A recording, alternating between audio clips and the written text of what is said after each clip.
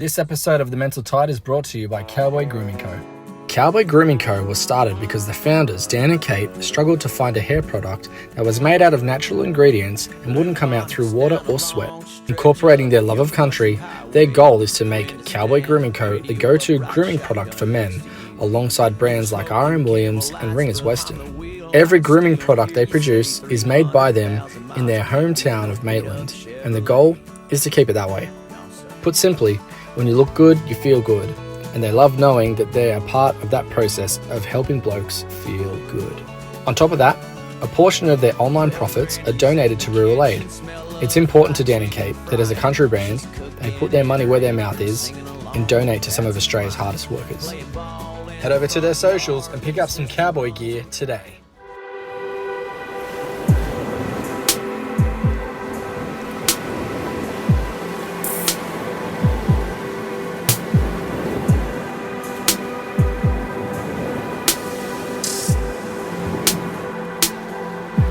You're listening to the Mental Tide podcast with Dan Vassallo.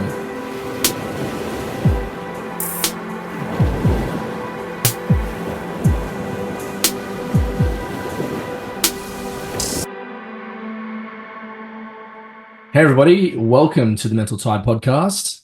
I'm Dean, and with us tonight we have the man himself, Travis, the technician Cochrane. Travis, how you going, buddy? Dude, I'm excited to be able to be a part of your first guest episode. First of all, thank you, bro, for asking me to be that first guest. And this just brings back so many memories for when I've did my first episode. Yeah. And how fucking scared I was. And I know it can be nerve-wracking, but I can feel you're gonna kill this, bro. Like I did my first episode was just by myself, and it was just sitting in front of I actually didn't even know how to upload it to Spotify. I just uploaded it to YouTube, and because it was that moment of just needing to get it out there. And 100%. Second episode was with one of my boys, Joshy Sherwell, and it was a 2.5 hour episode. Oh, wow, huge. Yeah, so I'm excited for you, bro. I'm excited to see where this goes for you. Yeah, I've gone through all those levels where I had a moment where I just punched out a whole bunch of content and a whole bunch of episodes in a very short period of time. And I was like, I just got to get it out there. I just need to land it. And it was like, I got it on Spotify, no problems. And then it was just like the complexity of like getting all the other streaming services to align. I still haven't gotten Apple sorted out. That is the biggest pain in the ass that I've ever dealt with. But then I was just like, when I went down the path of I'll record the video as well, so it's got some sort of something different to it as well. And I love it, man. It's wild and awesome to get to talk on different just different topics and different things that people won't really get a whole breadth of understanding about. So, mate, I'm super stoked to have you, and thanks for jumping in, man. No stress, bro. I've said this before and I'll say it again. You've been a joy to work with, but also just, to become mates along the way and see your journey.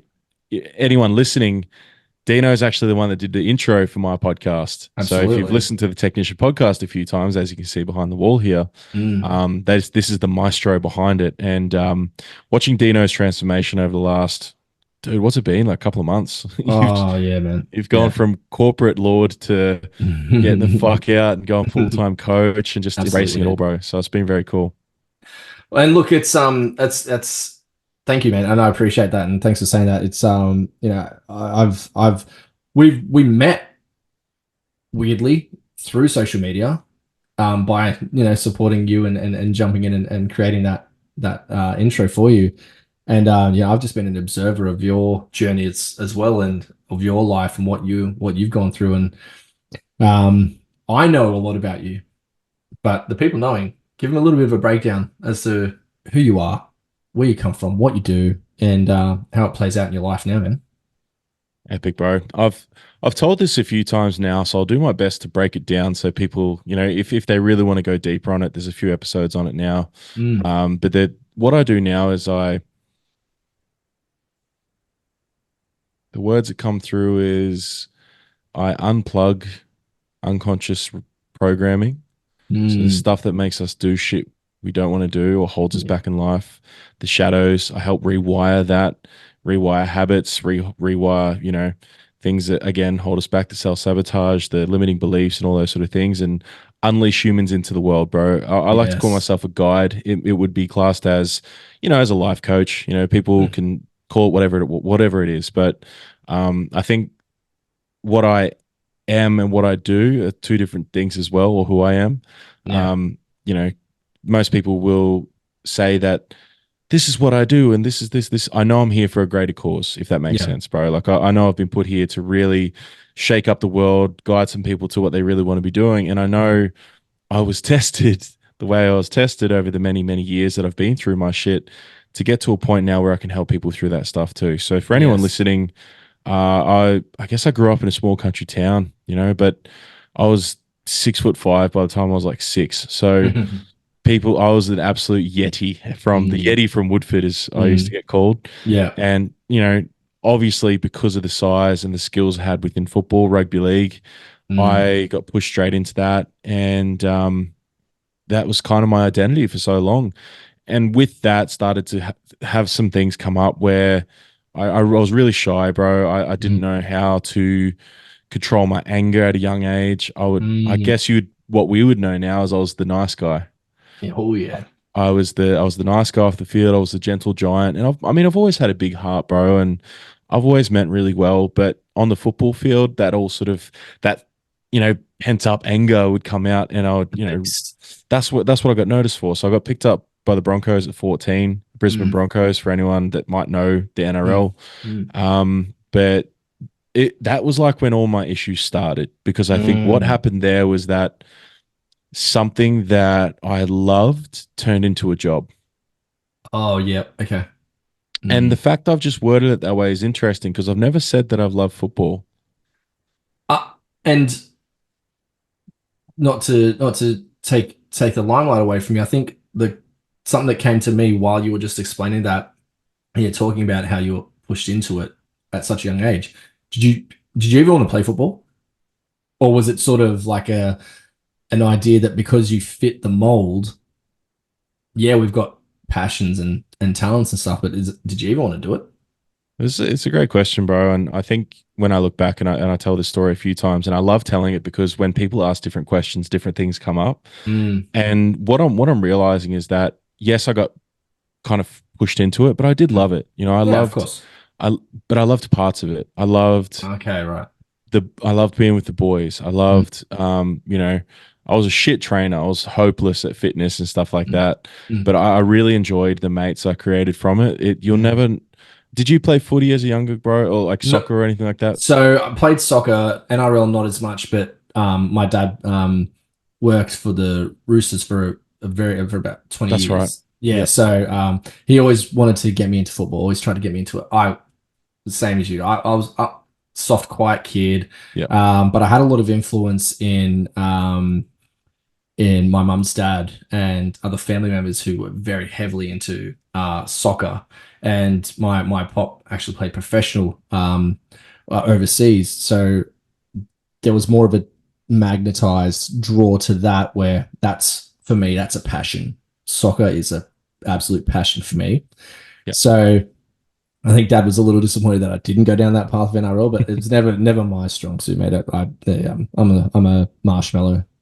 Yeah, but like it builds and brings things out in you that you might not have without the sport, right? And building that camaraderie. And they say it so many times that when you're doing like a hard training session with the boys, it's like going. I mean, I don't want to take away what the men of our country have done for us in fighting wars and stuff, but Yeah. it's like going into the trenches with the boys. You're fucking yeah. cooked. It's a big day. It's hot. It's 40 degrees, and you're doing fitness. You're doing Malcolm's running back and forth.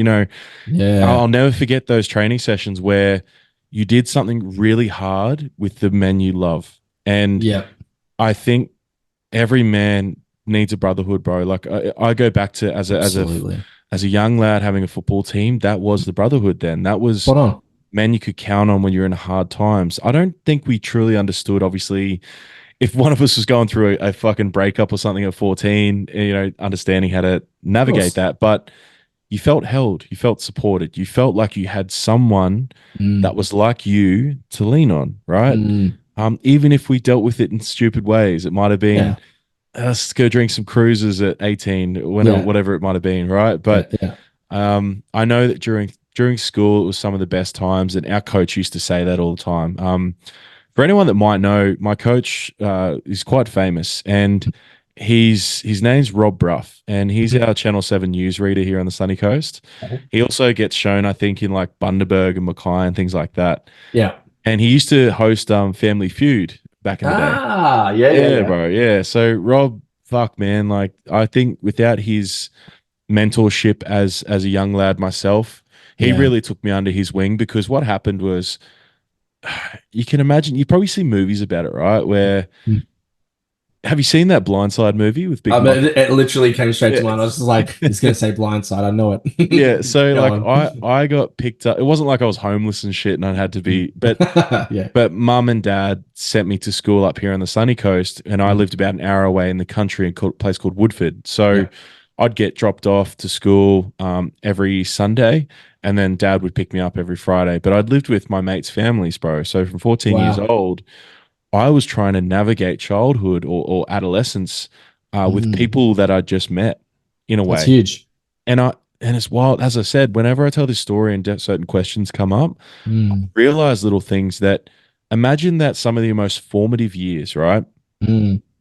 Most kids from 14 to 17 from high school is the hardest shit we'll go through in our lives. 100. It's when we're turning into adults, we're going through puberty, we're dealing with like sexual stuff, we're dealing with alcohol, we're dealing with all this like fights, drama, all the school shit, you know, dealing with like embarrassing moments where, and I know I'll speak for myself here, but I'm sure everyone's had this, where you get up in class to give a presentation, you're sweating, you're trembling, you fuck the words up, and the boys start giggling in the back, and it's game over. Yeah, you know, and that carries over into other parts of your life. So I look back, man, and I go, well, I didn't really have my parents there to support me in that. And I didn't feel safe enough, not safe enough. I didn't want to bother the parents of my mates.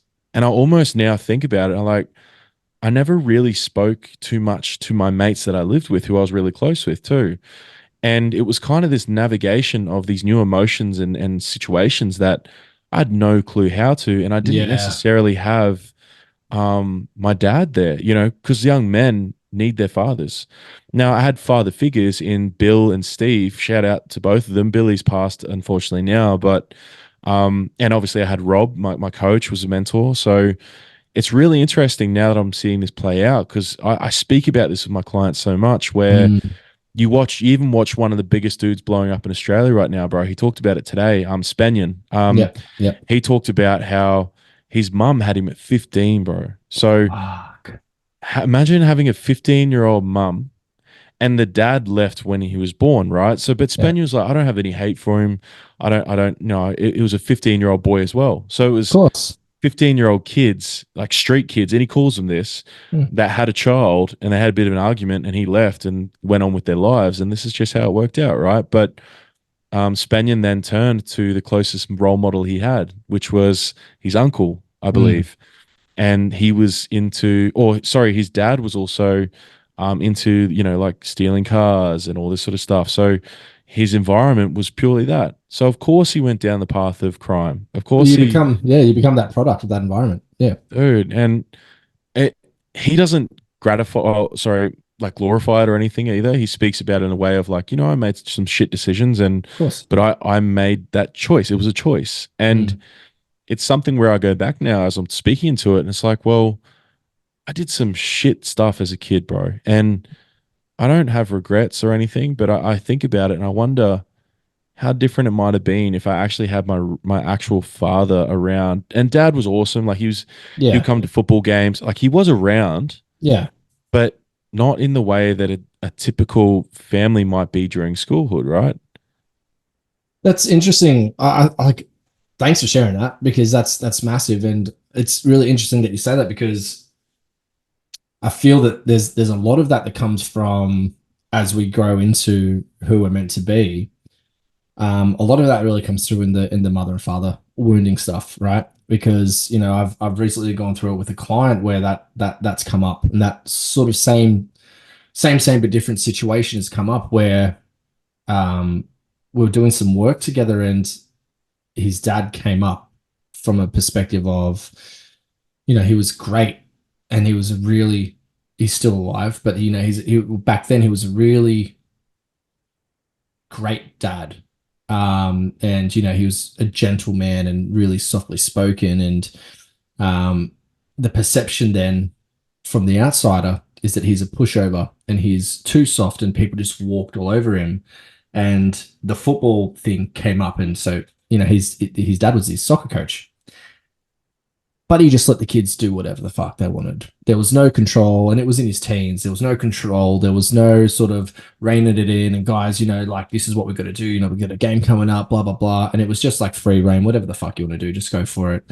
And then that played out from a negative point for him, because what he needed was somebody to go, oi, listen, this is what's going on. I'm running the ship.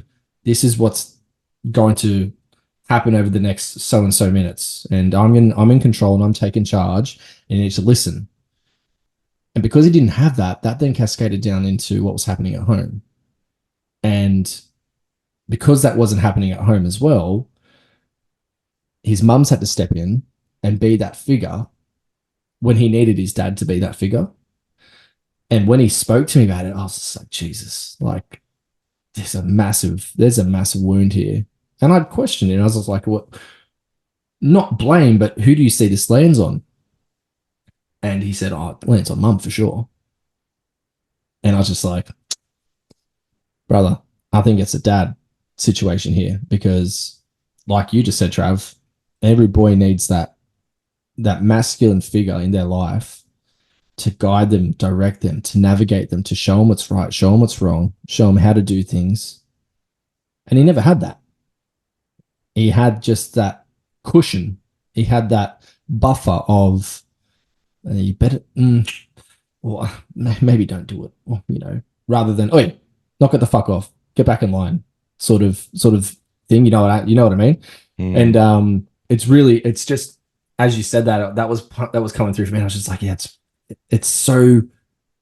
The more we talk about this stuff, and the more we talk about it in the groups that we have and the clients that we have, you find it's so much more prevalent, and it's everywhere. This sort of thing, these sort of things that aren't dealt with, and people are now bringing them to the surface and going, "Why am I the way I am?" And it's just like, well, shit. How much time you got?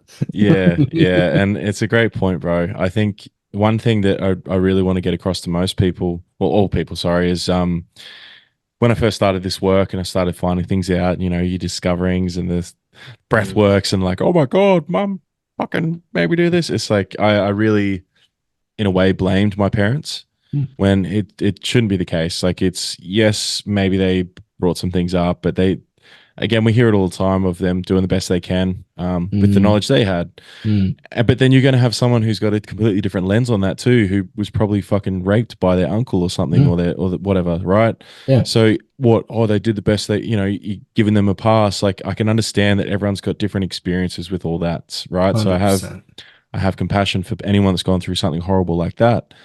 It's more so focusing on the fact that we have a decision and a responsibility to come through from that. Yes, these things have happened, but we don't need to sit in it anymore. Yes. I'll extend on that and say, maybe some days you will. Maybe some days that trauma of what you went through as a kid will come up. I would say, yes, actually sit in it for a bit to feel it, because it might be unprocessed within your body. Yep. Somatic work's really important, but I think some people might get caught up in it and go, oh, this happened as a kid, that's why I'm like this. That's who I am. I have to be like, oh, I can't do that because of this. And it's like, well, that's a cop-out, man. It's a choice. People need to hear it. It's this one will probably rattle a few cages, but it needs to be heard as well. Because this comes from someone who went through it, from Spanion, what I was listening today. He was calling out all the addicts, essentially saying, it's fucking bullshit what all these AAs and all these, counselings and all these drug centers that, say it's a disease. Oh, you caught a disease from your family. It's like, no, you're making a fucking choice. It is a choice. And he's 100%. saying it from a lived experience. He called himself out. Mm. And he said, he said, he's like, you need to hear it and know that you're a fucking gronk for doing what you're doing. You Mm. need to feel bad about it so that you actually pull your head out and make a change. So any men that are listening to this right now, Mm. and you sit there and you go, oh, I'm an alcoholic. It's an illness. It's a disease that I copped from my dad, this, and this. Hey, if you want to believe that, and if we want to continue on with this same shit that's not helping any change, cool. I'm all for it. Yeah. But if you actually want to make a change for your family, for yourself, your kids, think about your little boy. And every time he sees you fucking down in beer after beer after beer and not doing anything with your life to change it or make yourself better, Yeah. have a think about that, how that affects. And then you might make a fucking choice to make a change, right? Mm. That's one thing. And I don't mean to sound like a prick, bro, but Nah, man. I'm just very passionate about it, right? You're right, but you're spot on. Oh, dude, it's too much. Like, I made a choice to be fat last year. I got up to 150 something kilos, right? Mm. I made the excuse of like, oh, business got this, and this. It's like, no, bro, you made a decision and put your values, which we'll talk about at some point today. Yeah. My values of health dropped way down, which is wild Yes. because when I was sick in hospital, bro, a couple of years ago with appendicitis, Mm. all I could think about is my fucking health. Yeah. You know what I mean? And Yeah, when it's too far gone, yeah, that's when you start to reflect on it. Oh, I wish I had Exactly. this, or I wish I had that. Yeah. yeah, Hindsight's a motherfucker, right? oh, dude, everyone's a genius at it. And Mm. coming back to when I was a kid and going through that, health was an issue for me as a kid. I look at it and I wondered, why did I was always the injured one. I remember I got called the human tampon at some point because I was in for God. 1 week and out for 3. Oh, fuck. You know, so I know it's a bit crass for some people, but it's funny. I thought it was funny. And it's like I went through football. Dude, the fact that I made it to the Broncos and was still injured all the time, didn't necessarily love it, Mm. barely trained, Mm. is wild to me. That tells Yeah. me what talent I had and I wasted it. 100%. Man, absolutely. If you could rock up to work and for a 40-hour week, do 15 hours, take 4 lunch breaks a day, piss everybody off, and still keep your job and still get paid a bonus and still go, oh, he's doing something right. Fuck, man, you must have been doing something fucking spot on. You've nailed it. That's exactly, if you put the analogy wise, that was me. Yeah. I know I pissed other guys off because if I was injured for 3 weeks, whoever took my spot and I'm back in the team, Rob was like, all right, Trav's back in. Yeah. Let's put Trav in. You're out. Even though that other bloke might have been training and probably doing extras, Mm. I just had so much fucking talent and game-changing abilities that I could score a try if we needed it, or, you know, almost kill someone with a big hit if I needed to. Mm. And I think back and I go, how many of those have we lost? Mm-hmm.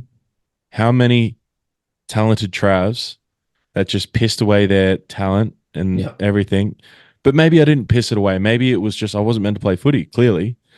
But at the time, maybe I would have gone and played NRL for a few years if I had a different mindset. I didn't have the ability to see the challenges for what they were then.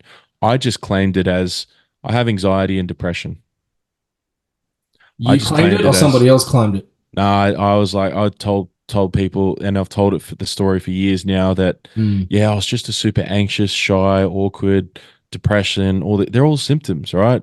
They're all symptoms of a deeper thing. And I just knew at a very young age I was different. And that obviously all makes sense now, which we'll get to eventually. But what I knew then was I was different, Dino, because who's the 14-year-old that's 6'5", 100 kilos in art class, creating works of art and softly spoken and kind and loving, but then he goes onto the field and does what he does there and rampages, right?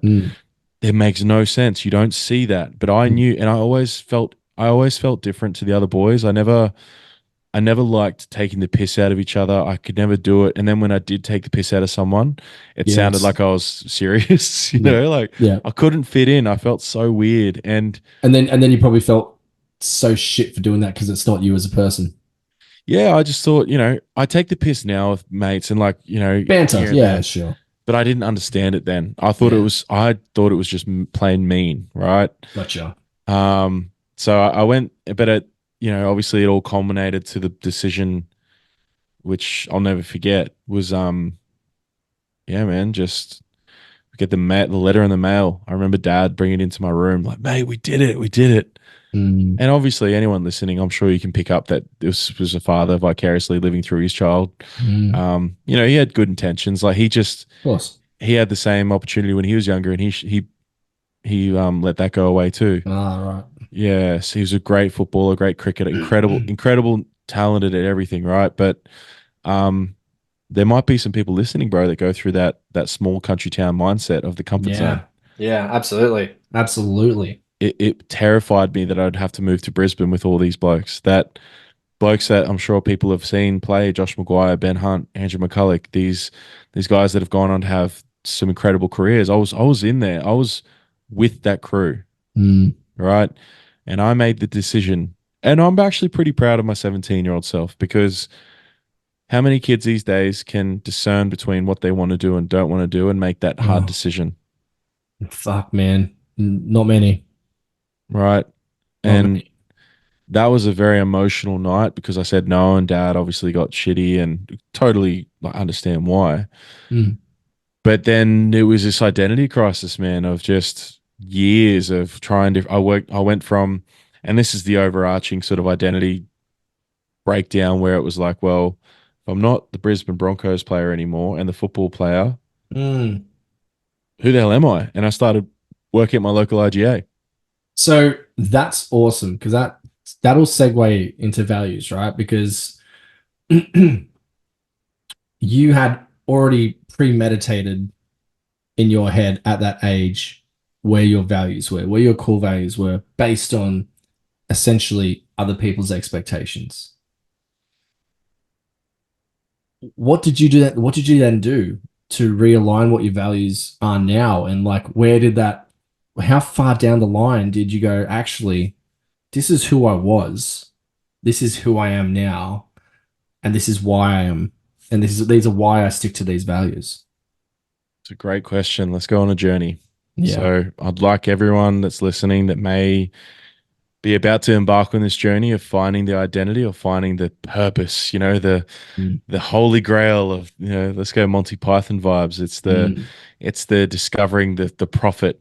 And truly, man, it was about fucking up over and over and over again. Yeah.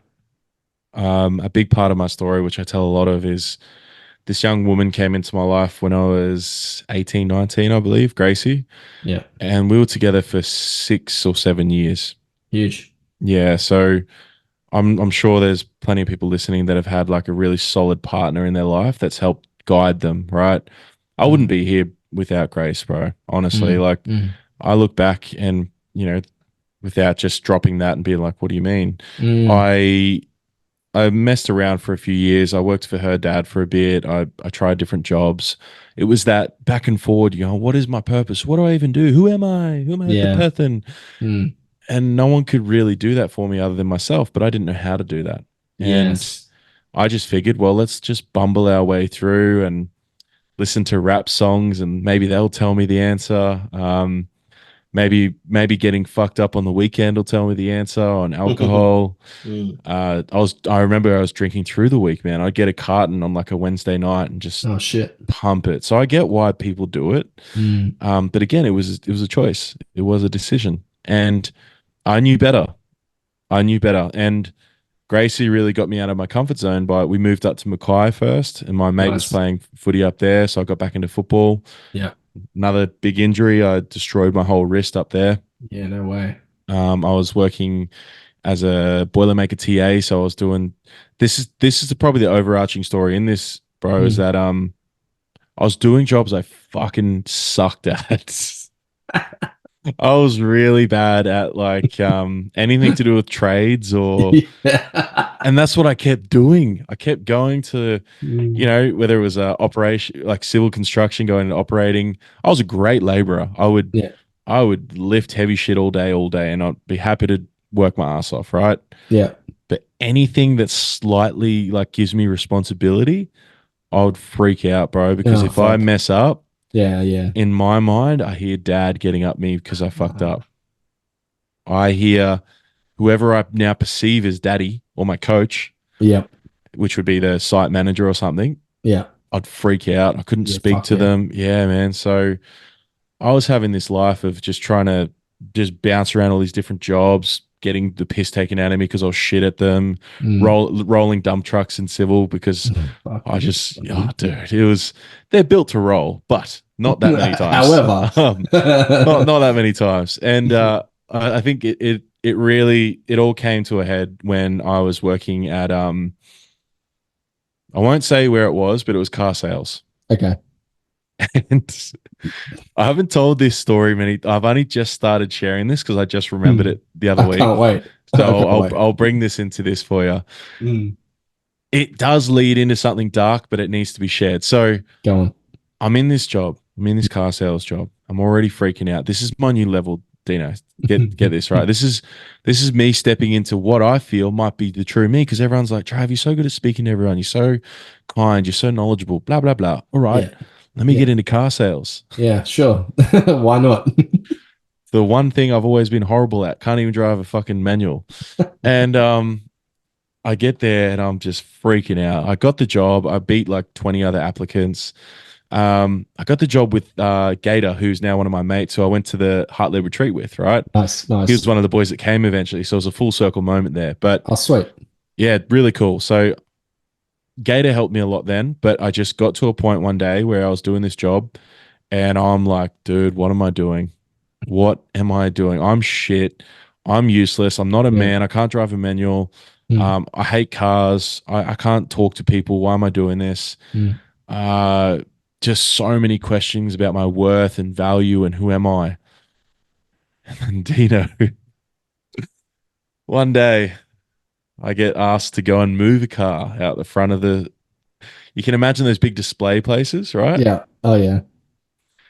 And whoever decided to do this, I'll still take responsibility, but I still think it's a shit design. But the way that all these cars on the front were on a slant, it was like a little bit of a slant, right? Yeah, yeah. So I'm like, oh shit, okay, here we go. And you got to go out with someone else to say like, turn left, turn right, this way, that way, whatever. I get in and I'm in a Yaris. You can imagine me in a Yaris, right? Oh, already mate. I'm struggling. Yeah, no.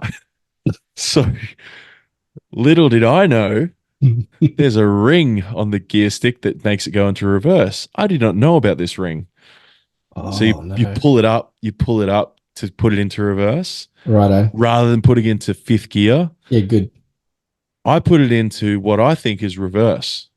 Oh, fuck. And I go, all right, let's go, Trav. You got this, bro. I'm sweating, red, crying almost. And this dude's like, what are you doing? Hurry up. Straight into a car in front of me, dude. Oh, I'd nearly my take God. out the guy helping me, like full just missed his legs. And I full crashed into another Yaris and just buckled both of the front ends.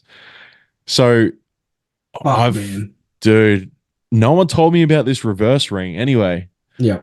Still just a bit of a shit cunt when it comes to driving manual cars when I was younger. And that moment though, dude, I go back and I think that was actually the straw that broke the camel's back. And the literally, I think 2 days later, you can imagine the freak out I had that day. And I'm like, yeah, well, man. what am I doing? Why am I even here? What's the point? And it literally led me to a point where I was driving home from that job one day, bro. And I just, those thoughts were going through my head, nonstop. I went around this big roundabout and I went to take my car into a tree. I'd made the decision. Like it was already building, but it was finally that moment where I was like, this is it. Do it. Just do it. And I just something just flashed in front of my eyes. People that have probably been through this sort of stuff or heard stories about it. It's like something just screamed at you to stop. Yeah. And I had that moment. And luckily enough, I pulled it back on the road, sort of fished a bit and just freaked out. I was like, what did I just try to do? Yeah. And got home to Gracie, told her what happened. And that's kind of where the next part of the story starts, I guess. It's heavy, man.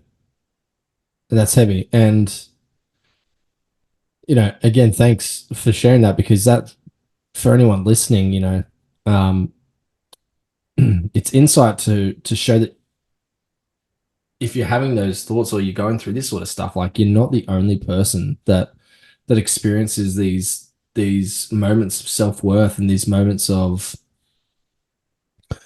I'm shit at what I'm doing and I'm terrible at this and I don't know what my next step is, or I don't know what my purpose is, or where I'm driving to, or what my end game looks like. Like, there's so much of it out there. There's so much of it out there. And the issue is that people aren't doing this. People aren't conversing, and people aren't actually bringing it up and talking about it. And it's a concern, especially for me, where, um, you know, I've got my little man. I've got, almost 2.5-year-old, and you can never hope that you want to be able to provide everything that you can provide for the people that you love, and you want to be able to make sure that everybody's surrounded by cushioning, and that, if they fall, that things are going to be okay, and they're not going to break their bones, and they're not going to graze their knees. But that's life. And, like, you're gonna fucking fall, and you're gonna get bloodied up, and you're gonna trip. And there's sometimes the best ways to learn is to learn the hard way. But there's learning the hard way, and then it's how you deal with how you learn. And that is where I think the disconnect is, especially with men, where we have so much pride and so much of an issue with self-worth. It's atrocious. And for those who don't know, I've recently started a men's group, and for me, some of the best moments so far that we've had is when someone musters up the courage to talk about the shit they're going through and the stuff that's happening to them, and to then see other men go, "Oh yeah, me too." And just seeing those little explosions of, as fucked up as it is, happiness, because that somebody else is, and especially another man, is going through the exact same shit that they're going through, and they don't then feel alone in what they're experiencing and what they're going through. It's magic. It's fucking groundbreaking. And, we can sit on our socials, you and I, until we're fucking blue in the face, saying, "Guys, you got to talk, you got to talk, you got to open up, come join this group, come message me here, talk." But unless you actually do it, nothing's going to change. And it's, what do we then do, and how can we then influence those people to take that step? I know people watch my videos. I know men who need the work done, without actually knocking on their door going, "Oi, this is what you need." What can we do, and what else needs to happen for these people to start having those self-realization moments? And it's tough, man. It's fucking tough. Yeah, and it's a great segue for what sort of started to play out after hitting rock bottom, essentially, because you can't go any further, right? And you're there. Unfortunately, I think most men need to hit rock bottom to truly make the changes. It just is the current way, I believe, unfortunately. And it's shifting, it is changing, as I said before, anyone's health, like, you don't want to wait until you get diabetes. How about just don't get too fat, and little things like that. Like, you don't want to get to a point where you're going to want to drive your car into a tree like I did. But unfortunately, dude, sometimes men will wait until that moment, which is scary to think that. And I feel that what really started to shift for me, and this might help any men listening, and any women listening, because, like, as I said, my girlfriend was a big part of, at the time, keeping me alive, essentially. But she just loved me for where I was at. She just always backed me. She was always supportive. She would try to push me where she could, because the other part of it is, and any man being a man, when we're not the provider, we feel like an absolute piece of shit. I know I did. Yep. And I always sucked at money. I Mm. was horrible with money up until literally like a year ago. And all that time of struggling to have jobs, keep jobs, I did find a job I really loved, which was Rebel Sport. Yeah. And I went on to have a really great career with Rebel Sport. I was there with them all up back and forward for like 6 years. I think I was like salesman of the whole company a couple of times, and Oh, wow. there were some incredible things that happened at Rebel Sport. There was moments where I really started to uncover what I now do, right? Where Mm. I'll be selling some shoes and they're telling me their deepest, darkest secrets. And Oh, yeah. one of the boys will walk by and go like, dude, what the hell were you guys talking about? And I Just said, sell these fucking Nikes, man, and move on. yeah, yeah. And I said, I don't know. I don't know what the go is. Like people are just opening up to me. I don't know why. Yeah. Yeah. And when I go back now and I listen to maybe some of the men that would speak up about their stuff, it was just that they, like you just said, bro, they had no one to really go back and forward with and Mm. to help understand, because men really don't want to say it to their partners or to the women in their life, because most men have at some point had their feelings weaponized against them. Yes. And I do see why. I can see why men would be, don't want to say anything about how they're feeling. And Mm. look, I want men to get to a point where they don't come home to their wives or girlfriends and just complain about their day, because it's not necessarily what we should be doing. Mm. But you can share what's going on, but you need a strong brotherhood or a mentor or a coach that you can actually share your shit with, because Yeah. there is part of it where your partner wants to feel safe with you. Yes. She does want to feel like you've got this, like Yeah. like everything's okay. Mm. Now, I understand like a bit of vulnerability and sharing and open communication is great, as very healthy.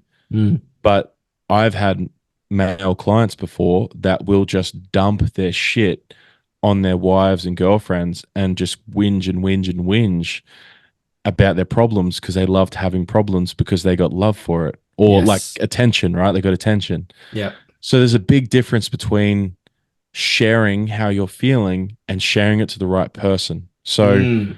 but again, dude, that's why coaches are so important, right? Mentors, like 100%. people that you can, like, how has it felt for you to, through what we've been doing, how has it felt to just share everything and get some support, Mm. guidance, or actual fucking resolutions for it? Oh, it's been massive. Like, and it's sometimes it's hard to put into words because there's so much action that comes from it. And to what you just said before, like men can sometimes feel burdenous in piling all their shit onto other people and piling all their shit, especially onto their spouse or their significant other. Like, you're meant to be the rock. You're meant to be that support network. You don't want to be the one piling more shit onto that foundation that then starts to destabilize that foundation. So yeah, for me, having you and having my brotherhood of men that I work with now, and a very large portion of my clients are men. So we banter and we bounce off each other, and I'm very lucky to also have a very large and strong connection to still some of my schoolmates who still live in Sydney, and um, I'm so lucky to have that because whenever I get the opportunity to travel to Sydney, I see them. I saw them last week when I was in Sydney, and I didn't get to see all of them because it is what it is. However, we still get that opportunity to be fuckwits to each other and to still act like we're in high school, and it's a fantastic time, and I love it. It's something that I've recently realized is that not everybody has that. Not everybody still has that connection to those people. And I guess so thinking about that, the world would be a very, very, very lonely place.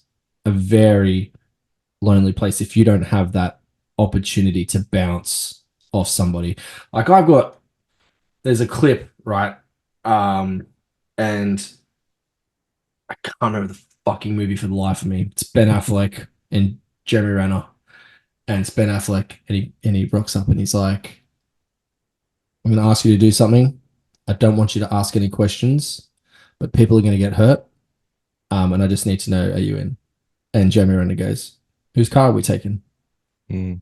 There's no questions. It's just like, yeah, whatever. Like, I'm there. I got it. The I ride or trust die. you. Yeah.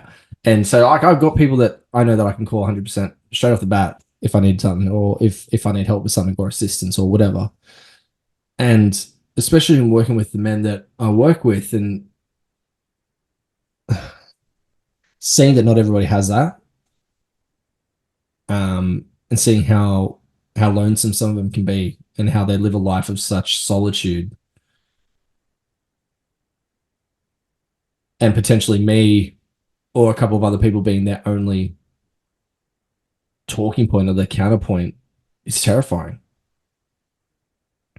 And sometimes we only need one person. Absolutely.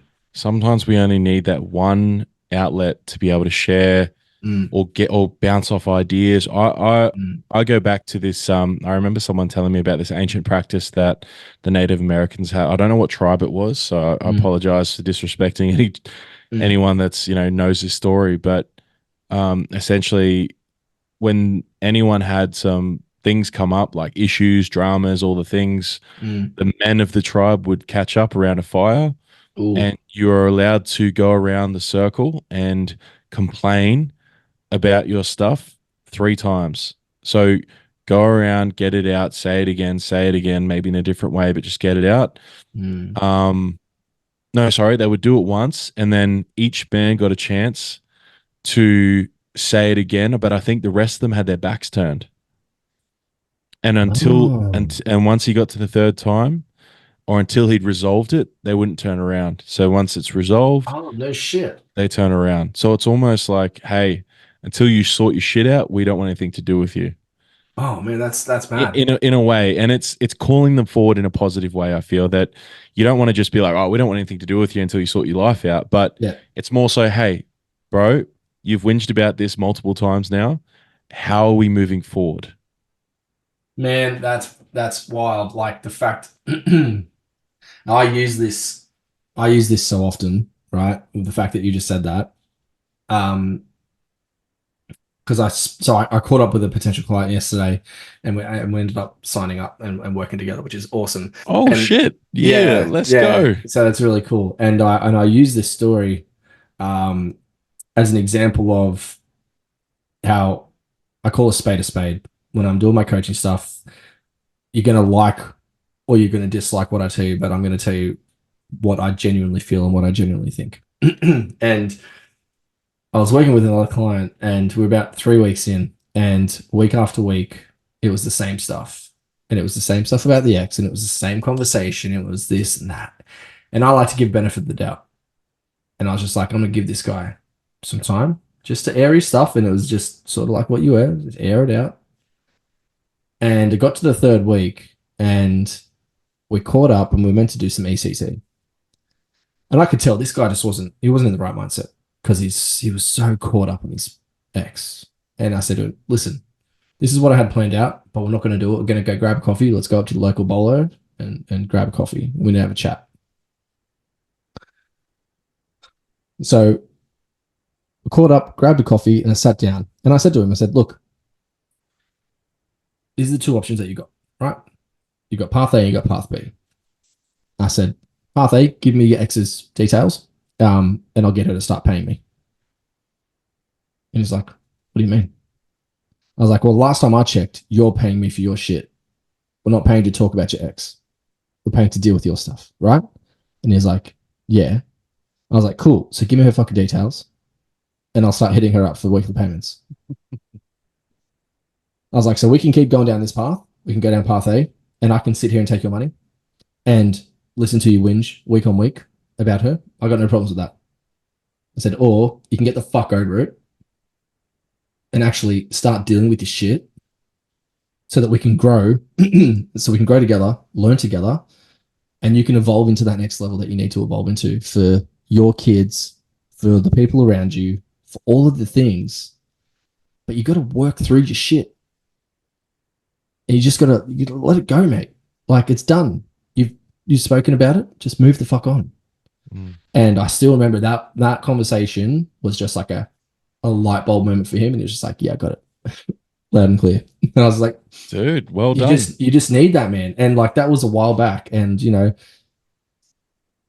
that was his defining moment. That was his coup de grace. That changed everything for him. Just that one conversation. I was just like, "That's what you needed," and that kick up the ass to go, "You done? You finished?" Because I'm done. Mm. Oh, dude. And that's so cool because I know that sometimes, like you said, those defining moments can change someone. And it reminds me, and this might hit a few people. Mm. We were running some workshops Mm. for Heart Led, and Mm. a young lad that he just came along to like help hold space as one of the warriors. Nice. At the end of each day, we have to clean up the whole gym. It's a big gym, bro. Like it's a big F45, right? Rubber mats, so you have to mop it or vacuum it. So you have two options what you're going to do. Mm. And I did the vacuuming the first night. He did the mopping. Mm.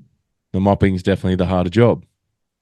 So the next day comes, it's getting close to the end of the day, and I was like, I wonder what he's going to pick. I wonder if he's going to go there early so he can pick the easier job. He did. Picked the easier job, grabbed the vacuum. And I was like, cool, that's fine. I'll do the mopping. I do it most times. Mm. And once we finished, I just said to him, he's like, look, man, I got to tell you, I'm not taking, like, if I sound like a prick, too bad. You need to hear this. You chose the easy way out. Mm. Moving forward, please make the decision to always take the hard way because you're going to grow so much more. And Yes. he still tells me about that to this day, that because he knew, he was like, I went early to try and grab the easier thing rather than just, being the new guy and the young guy that's going to be learning. I should have taken the mop in the bucket. Yeah. Right. It's like you're going through your hazing days. You have to Of grow course. and get to that point. Yeah. And to this day, man, every time we talk, he's like, man, where have you chosen the easy ways lately? And even telling that story, I'm like, man, I've chosen some easy ways out lately. So Yeah. it's time to sort of grab the mop and bucket to move forward and really start to see where am I choosing the elevator over the stairs, because I'm going to grow in some way by choosing that way. And now I'm not saying to anyone, make your life hard for the sake of making it hard. Mm. What I'm saying is that if you don't create some sort of strategic stress in your life, you will not grow. If everything's Spot on. comfortable, Yeah. like imagine going to the gym and just lifting the first plate with the pin. Are you going to get any bigger? No. No. Like chuck some fucking weights on that bar and push it, because Yeah. if you continue to stay comfortable in what you're doing, you're not going to grow. And honestly, if you need to start somewhere, and we're segueing this perfectly into it, start with your fitness, start with your health, because Boom. at that age when I was going through that story mode, Grace and I separated, and then I destroyed my knee. I Ooh. tore my ACL, meniscus, fractured my patella playing basketball. It was the same day she left me, Fuck. bro. Oh my So God. now it sounds bad, like she left me. We were engaged and all this sort of stuff. Mm. But I was just a shit boyfriend. I know why she left me. We're still mates to this day. Yeah. And I apologized and all the things, and I saw my ways, right? Mm. And I get why she left. She's got a beautiful life now. But at that time, I got shown another darkness, another dark time for me to have the chance to make a decision, right? So Mm. please, if you're in this point right now, if you're listening to this and you're at a stage where it's either you go down the darkness or you look up, you put your hand on that first rung of the ladder and you fucking climb. That is exactly what I did at 26 years old, 26, 27. And I actually just decided to start a clothing brand. Fuck yeah, man. Yeah, man. I just had my surgery to reconstruct my knee. I was laying in bed at home with mum and dad again. Luckily enough, my best mate's brother was down in Sydney. So he was at the army, picked me up, took me home within a few days. I was out of Sydney, out of it, Wow. done.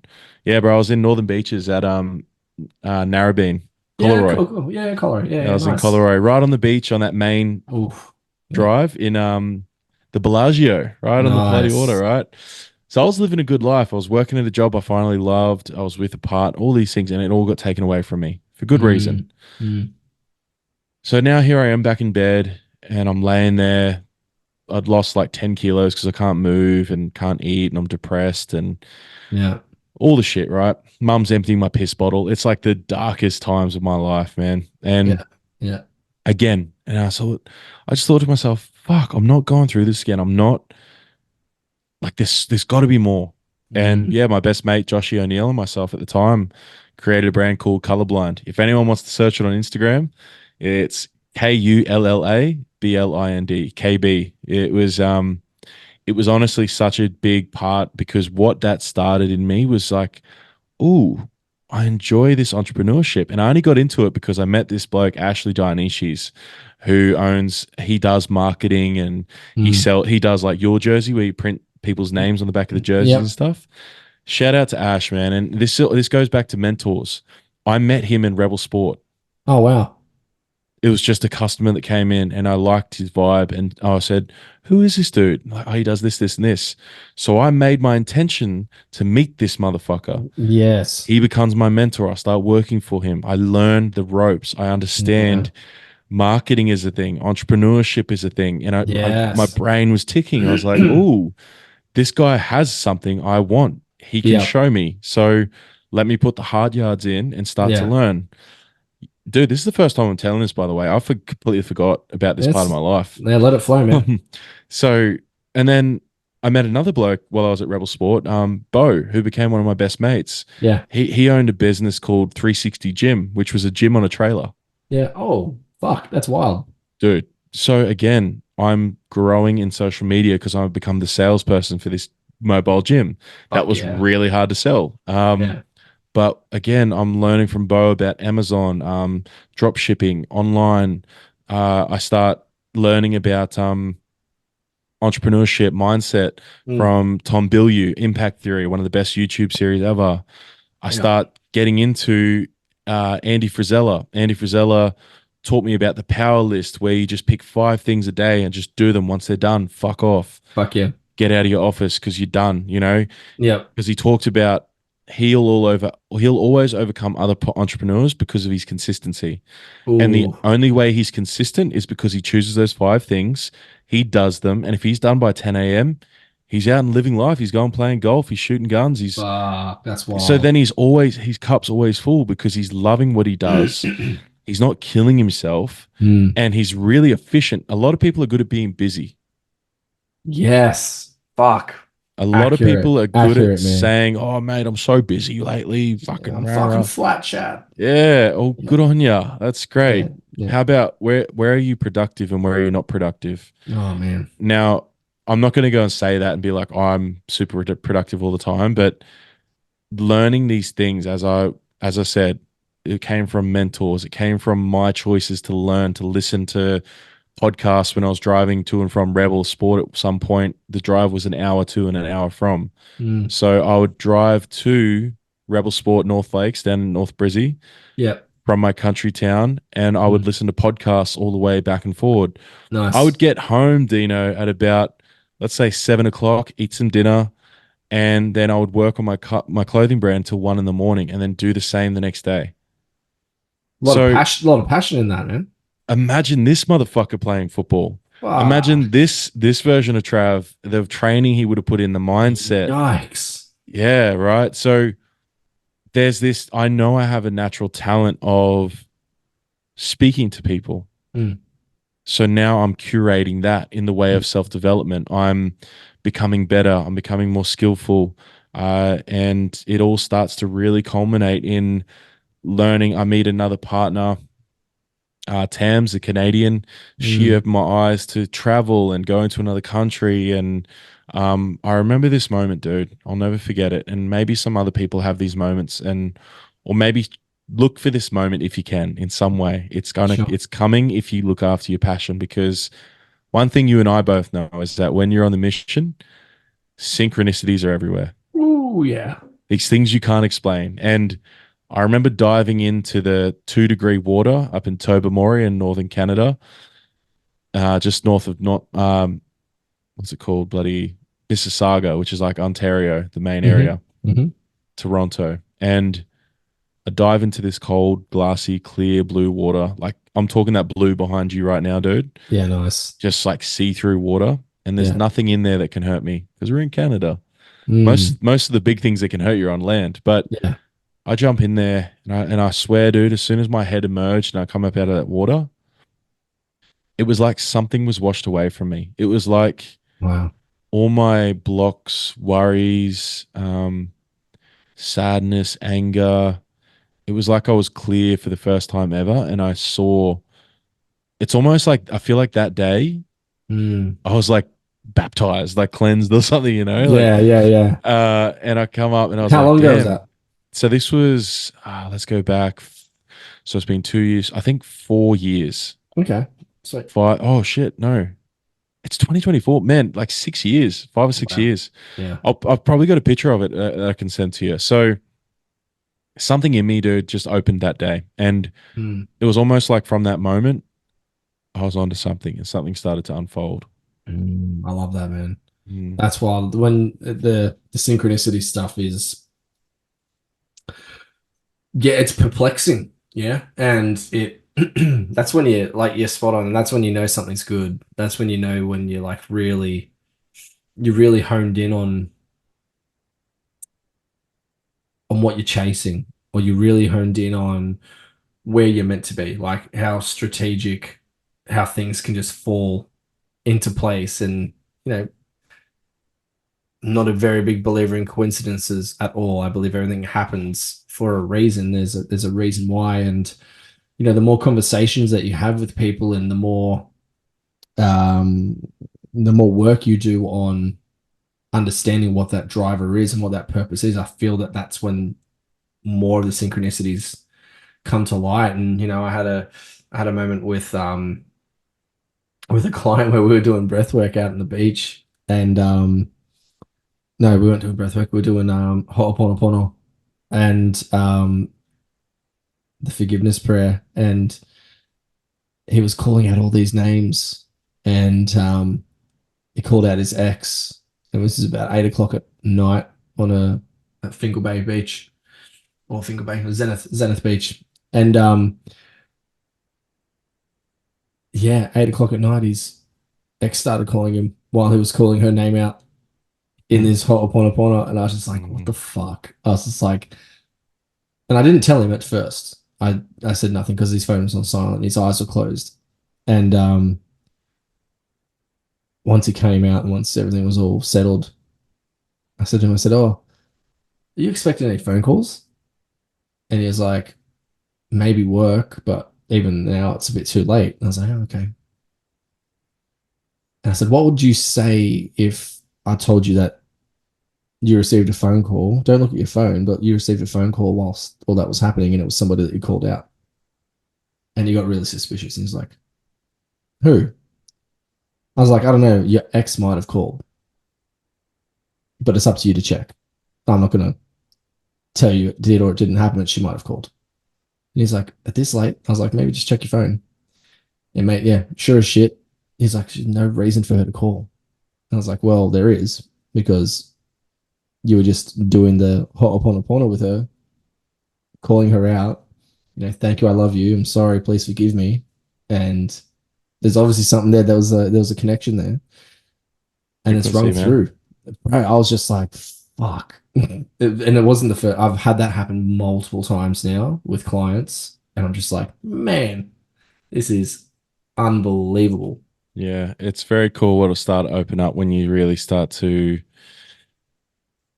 open your heart, man. I guess that's the best Oh, way to put it. And it's something that we were going to talk into a bit tonight was like the values aspect that really started mm, to grow for me because I really started to feel from that day on that I wanted to mm. help people on a deeper Oh, level. dude. And for me, values wise, integrity is everything for me. Fuck yeah, man. And I actually had a quote prepared for tonight to be able to share to you, Mm. which I really liked because I feel like this is me to a T, which is integrity is doing the right thing even when no one is watching.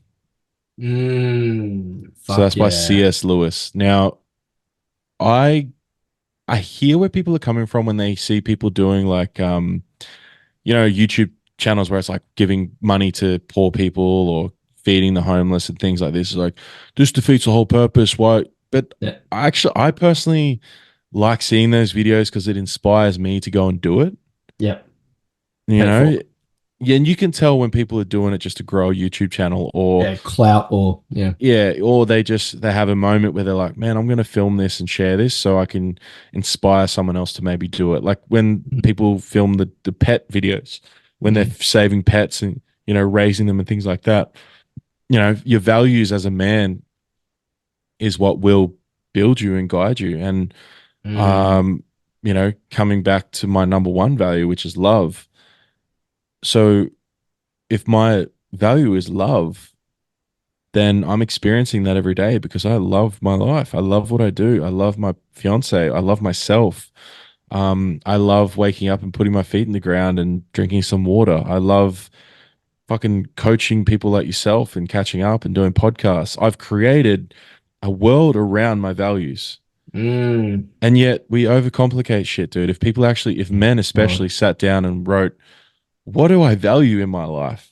Hmm. And then therefore design your life around that. I said this to our group program last night. We were sitting there at the end and we were sort of talking about a few of them have jobs that they want to quit, right? And they were using things like "Oh, I just don't want to let anyone down. I was like, well, we know the people pleaser's playing out, right? Yep, there it is. But at the same time, I go, and I wasn't judging them. I was just frustrated because I'd done it before too. Mm. I just said, look, isn't it wild that we are born with complete free will, and yet we somehow create our own prisons by saying yes to the things we don't want to say yes to, by saying no to the things that might give us everything we want. Yep. And we create this fucked up life that is our life Yes. by doing shit we don't want to do on a daily basis and thinking that we don't have control of it. 100 man. Like, what? That is like spot on, and it almost, no, it doesn't almost, it ties into villains, right? We are our own villain. We are the biggest fucking villain in our own story. Like, don't worry about, I'm gonna bring him forward, don't worry about Thanos, don't worry about the guy who's, the puppeteer behind everything else. It's you that you got to worry about. You are the biggest blocker in your story. You are the biggest villain. You're the only person that has the control over everything. And you're sitting there going, I shouldn't. Oh, I couldn't. Oh, I'm letting all these people down. Fucking just do it. Just do it. What's the worst that could happen? Look at me. Literally 2 weeks ago, resigning from the 9 to 5 corporate job. A very There, well paying corporate job. yeah, and there was so much pressure on from myself, on what's going to happen. Are you going to be deemed as a not a good enough father and a husband because that financial security is now not there? And if I kept running that race and if I stayed in that lane of thinking on what are other people going to think about what I'm doing and how am I going to let this dictate my path and the path that I'm going down, all you're going to get is a shell of a man. All you're going to get is a masked person. You're not going to get the real authentic version of me because I'm doing shit I didn't want to fucking do. I'm sitting in a driver's seat pretending to drive. And I'm not driving. Somebody else is driving that fucking car. It's not me. I'm not there. Mm. Physically, I'm there. Mentally, I'm not. I'm gone. I'm not even there. Now I'm full whole body, spirit, anything and everything, all the things, doing the shit that I want to do. And it's paying forward now in the stuff I've done in the last week, signing all these new clients. Like it's coming into fruition because it's aligning to my purpose. And I've stopped being the villain in my own story and just gone, fuck it. In the words of Lachlan, one of my clients, fucking send it. Just send it. Full send. Is he a young lad? Yeah. Yeah. Just Yeah. full send it. That's his motto now is just send it. And so it's beautiful to watch because it's literally what you've just said playing out in front of us in real time. And Mm. I look forward to anyone that really steps in and gets into the discomfort because I'm sure this hasn't been comfortable for you, right? Fuck no. I Man, did I've have got 3 kids and a wife and a Yeah. house. None of it's comfortable. Yeah. However, I said this to Tiana, my wife, early tonight. My eldest daughter, and sorry to cut you off, Trav. I just realized that I cut you off. My eldest, Evie, being autistic, it's sometimes I struggle to connect with her. And because we both have traits that collide and clash. And this week, I've been consciously very present that I'm here because now I've got the time and capability that I can facilitate being a present father and not having to worry about, I've got to get to a meeting. Oh, I've got to do this. I've got to do that. That's gone now. That doesn't exist. Yes, there's clientele and stuff that I got to meet up with and whatnot. However, like that's now navigated around my time capacity and not a corporate time capacity. And I said to Tiana, I was like, Evie and I have really connected this week. Like to a point where she's coming to me for things. Rather, she'd go to Tiana, she's coming to me for things. And like we're really bonding. And Tiana said, have you done anything different? I was like, no, not really. And then I had a moment just before, I was like, I'm consciously being more present and making sure that I am not just here as an entity.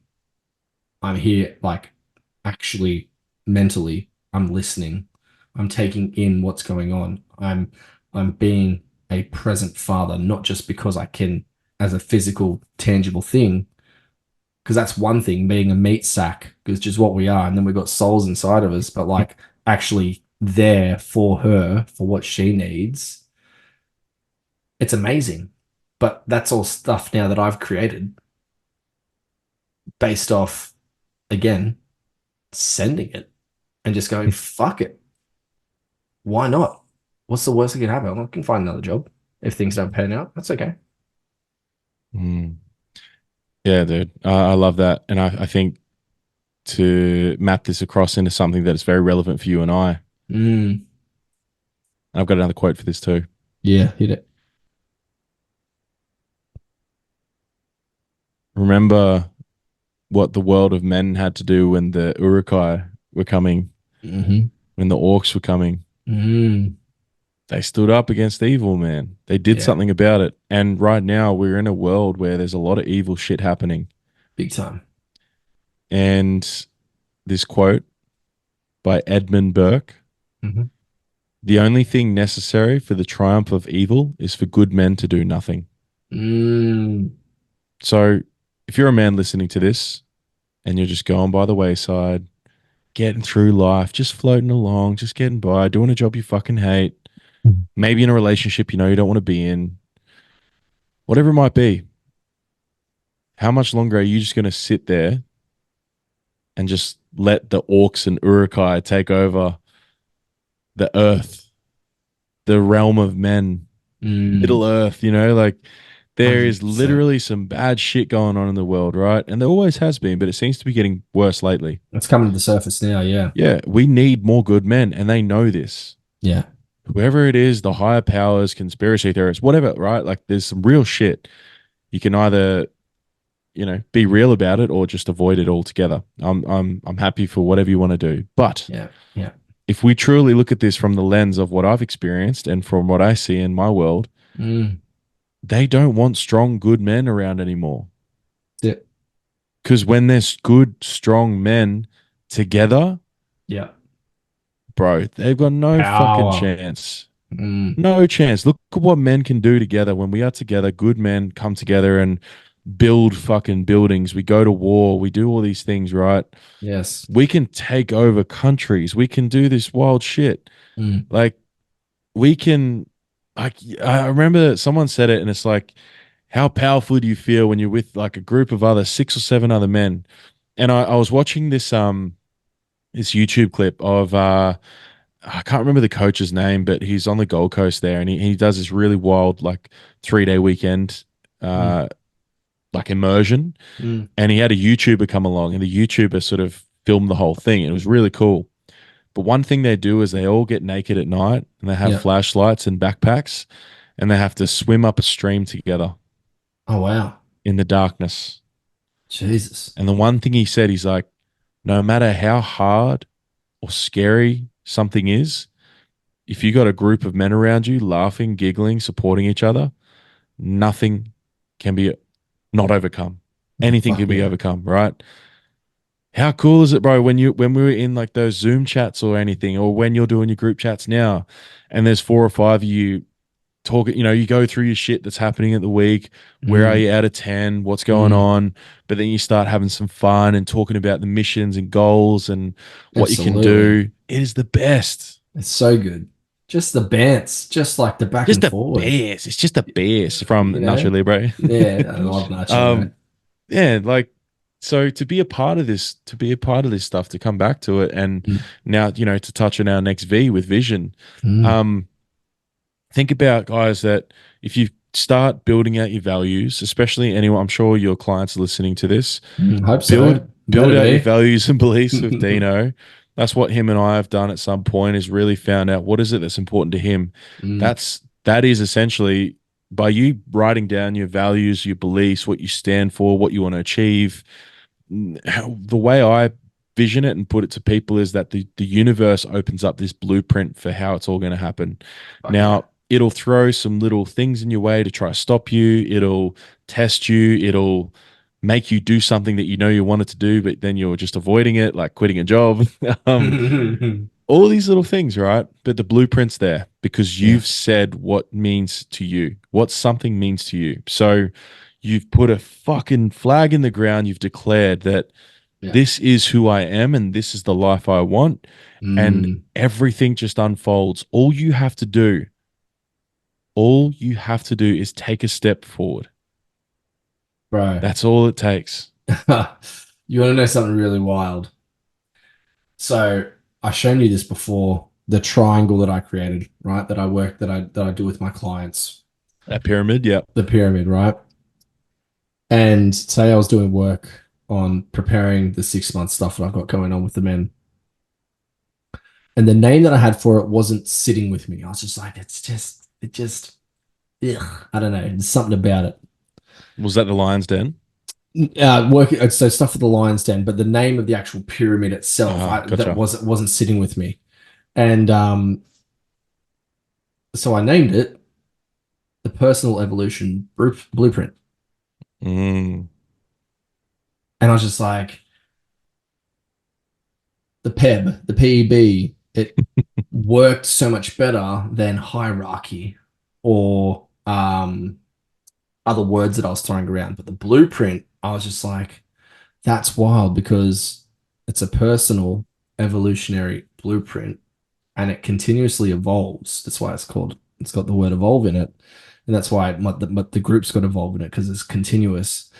But that blueprint is then ever going to change based on everybody's evolutionary state and where they are in life. So your baseline might be one thing, but then something's going to change, a job change or a kid or whatever.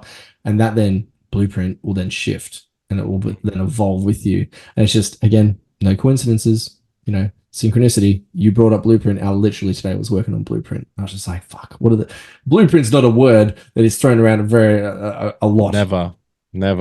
I can't remember the last time I said blueprint. So same. I saw it today. I was just like, it looks nice. It's not good. I might use that. that's cool, bro. I love that. You're very creative. And it's something about the pyramid too. We've got some exciting news coming forward soon about our Beauty and the Beast stuff. So Love it. we're changing the whole thing. We're Fuck yes. rebranding, new structures. Christelle, my fiance, she's the operations manager now. So Love that. Christy and I struggle to stay on track.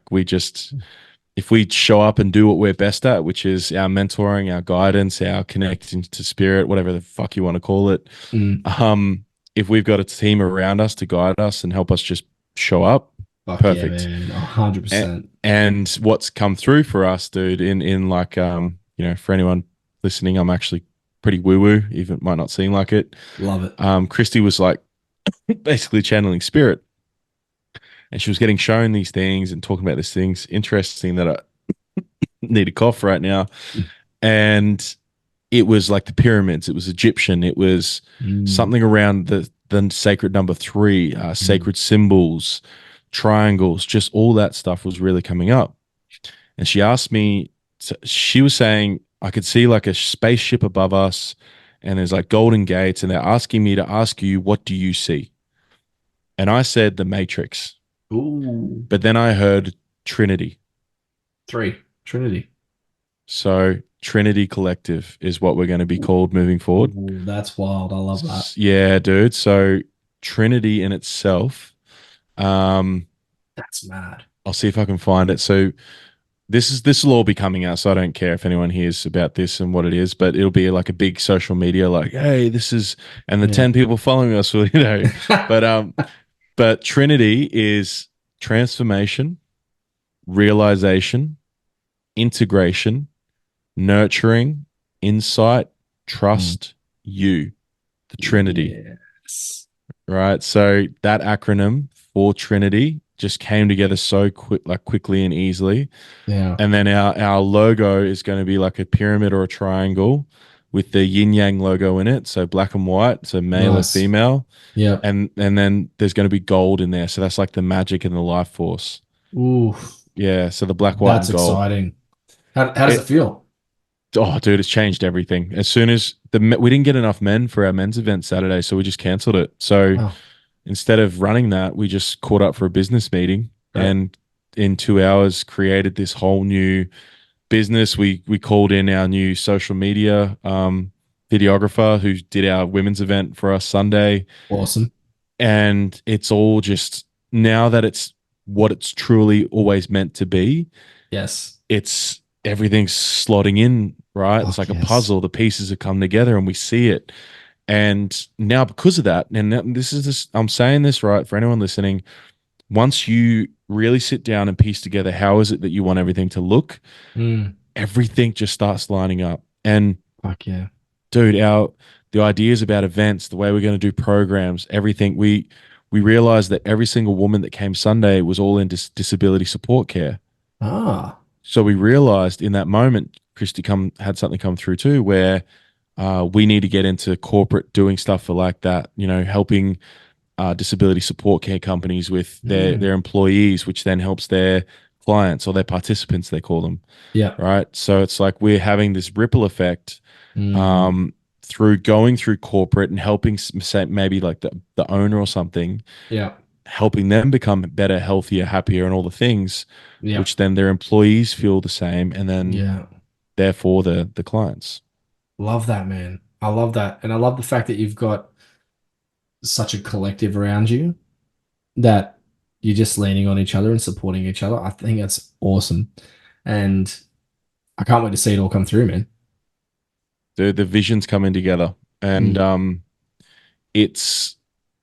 there's something around, and I've got a statistic here for you actually, which I wanted to have a couple little bite sizes for you. Go on. But there is a study from the Journal of Psychology and Marketing found that individuals who set specific, challenging goals achieve significantly higher performance 90% of the time compared to those who didn't.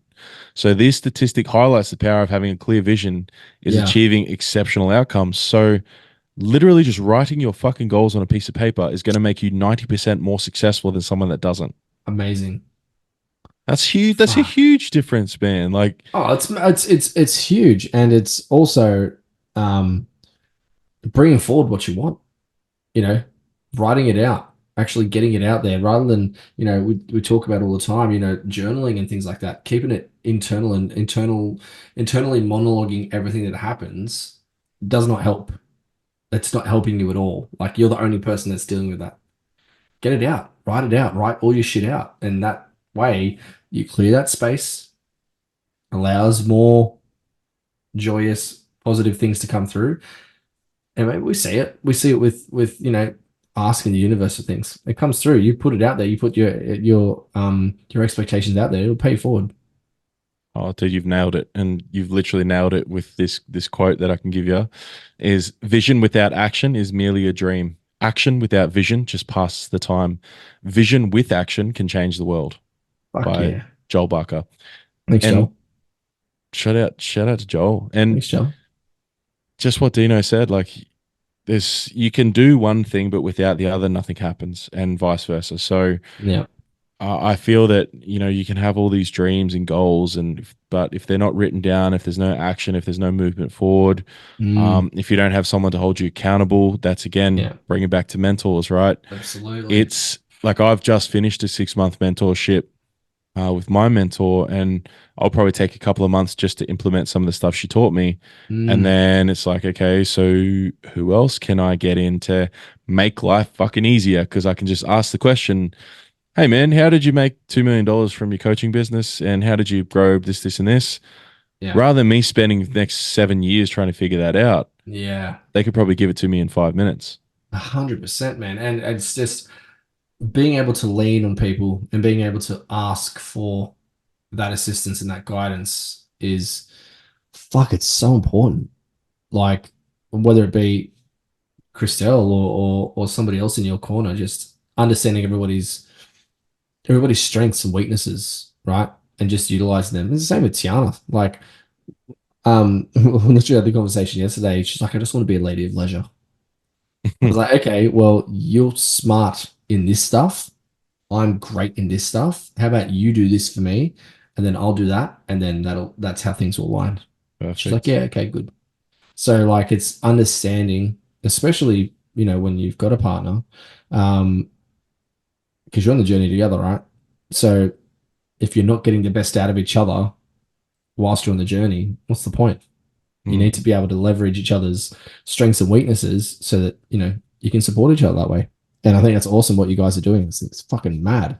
It's next level, dude. It's very Congrats. cool, man. And yeah, thank you. And I'm excited for you and T to go through it because what'll happen, and anyone that might know this from being in their own relationships, that relationships are probably one of the heaviest self-development journeys you'll go through, Oh, yeah. because if you're in the right relationship, or whether it's right or wrong, whatever, you're going to be mirrored all your insecurities. You're going to be tested. You're going to be called out in your shit. You're going to Mm, be held accountable if they're the right partner. I know my fiance is very good at uh, questioning whether my integrity is still staying as it always is. So ooh. if she hears me having a conversation on the phone and she goes, so how do you truly feel about that? And I'm like, what do you mean? He's like, well, have a think. And I might have had them on loudspeaker or something because I love loudspeaker. But um, she's such a uh, she's very good at sitting there and like analyzing and pulling things apart and really hearing what the person's saying. Yeah. Um, Subliminal messaging. bro, you can't get anything past her. And it's great because that then, I question myself. I go in Of course. internal and I go, appreciate that. Let Mm, me think about it. yeah. And, same for her. Like, but I guess one thing is that how many times have you been given great advice by T or vice versa? And then they hear the same thing from someone else and you go, holy shit, you're right. So there is that part Yeah. where we can't change our partners or our family either. And you can support them. They might hear some things, but this is where, outside influences are so important. Like Spot on.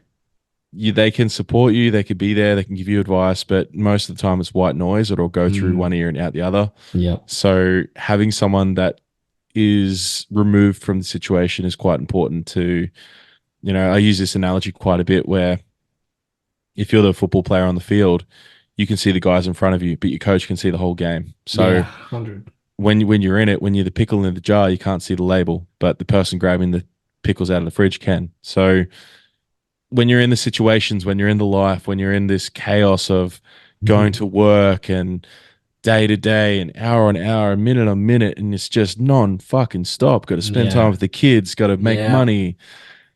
I can see why you can't think and feel into what is it you truly want to do. Fuck yeah, man. So, 100%. so chuck a podcast on, have a listen to some mentors. You don't, they're everywhere. They are everywhere. You're making the decision not to listen to them. And that comes back to that villain part. You are the villain in your own story. You are the person who is trying to sabotage your own growth and your own development and your way forward. It's literally there for you. You just got to take it. Mm-hmm. Wow. That's an hour and a half, man. That's flown by. See what I said? I knew it would. Fucking hell. It's an hour and a half. You did really well, bro. Congrats on your first episode. Thank you very much. First guest episode. Thank you. Appreciate it. And thanks for jumping on this again. For the people listening, where can they find you? Just the technician on Instagram's best way to go. I'm on Facebook as Travis Cochran, YouTube, Spotify, Apple, all the things. Yeah. But if you type in the technician podcast and coaching or technician podcast, whatever it might be, that is the best place to find me. Fuck yeah. Trav, I appreciate the time, man. And it's been wild. And yeah, cool. We'll call it a night. Thank you, brother. And thank you for listening. And guys, as I say on my podcast, please share this with Dino, because without you guys, we can't make the changes we want to. Let's do this together. Let's do it as a brotherhood and a sisterhood if there's any of the sisters listening. So, let's do it together. Let's change the fucking world. Spot on, man. Well said. Well said. All right, guys. I'll chat to you soon. Peace. Laters.